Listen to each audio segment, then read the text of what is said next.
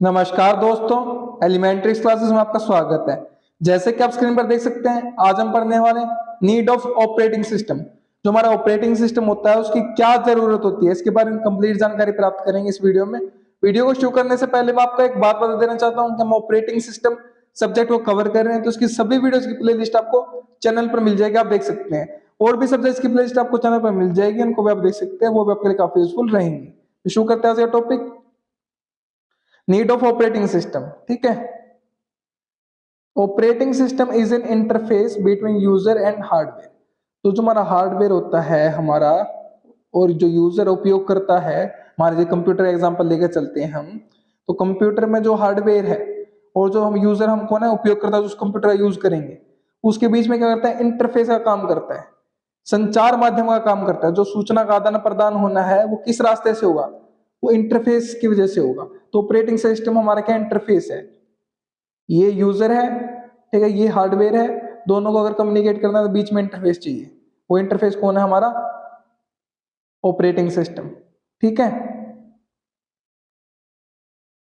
OS creates user friendly environment. तो OS क्या है, हमारी शॉर्ट फॉर्म है ऑपरेटिंग सिस्टम की। तो जो हमारा ऑपरेटिंग सिस्टम क्या करता है, यूजर फ्रेंडली एनवायरनमेंट क्रिएट कर देता है।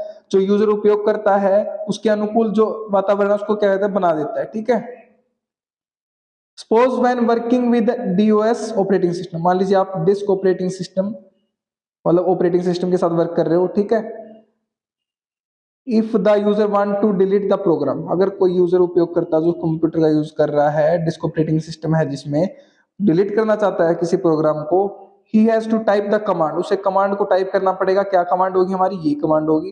ठीक है, सी डेल फाइल नेम, ठीक है, and press the enter. File name यहाँ पर एंटर करेगा ये कमांड के साथ और एंटर कर देगा। Then the program will be deleted, तो प्रोग्राम क्या हो जाएगा, डिलीट हो जाएगा। So the user delete the program very easily with the help of OS.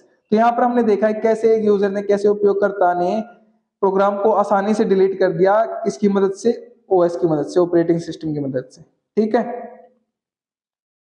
अब सपोज करिए, मानिए user want to delete the program without using OS.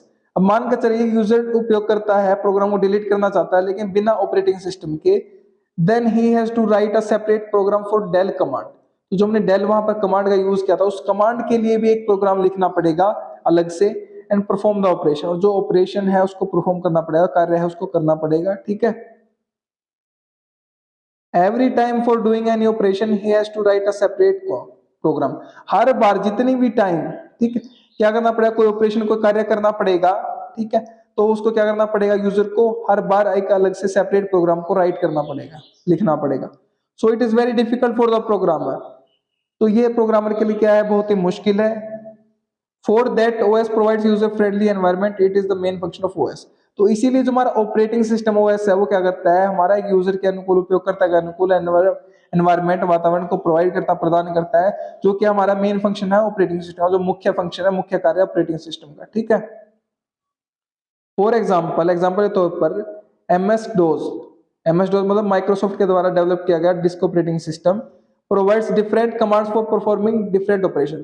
तो जो हमारा एमएस डोज है, एमएस डिस्क ऑपरेटिंग सिस्टम है, वो क्या करता है, प्रदान करता है अलग अलग commands for performing different operation, हमारे डिफरेंट जो ऑपरेशन है, जो कार्य हैं उनको करने के लिए। ठीक है, जो भी उनका परिचालन है, हमारा ऑपरेशन है, ठीक है, कंप्यूटर में, उसको करने के लिए, परफॉर्म करने के लिए अलग अलग हमारे ऑपरेशंस को।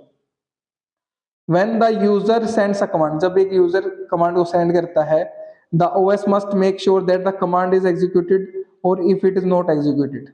तो हमारा जो OS ऑपरेटिंग सिस्टम है वो क्या करता है, इस बात को श्योर करता है, सुनिश्चित करता है कि जो हमारा कमांड है या तो एग्जीक्यूटेड होगी, एग्जीक्यूट चलेगी या नहीं होगी, if it is not executed. ठीक है, must arrange for the user to get a message about explaining the error.